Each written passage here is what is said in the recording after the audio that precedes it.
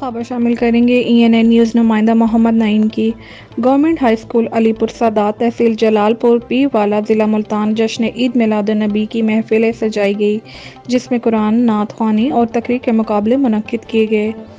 اور پوزیشن حاصل کرنے والے طلباء میں ہیڈ ماسٹر محترم جناب استادوں کے استاد سر منصور احمد ناصر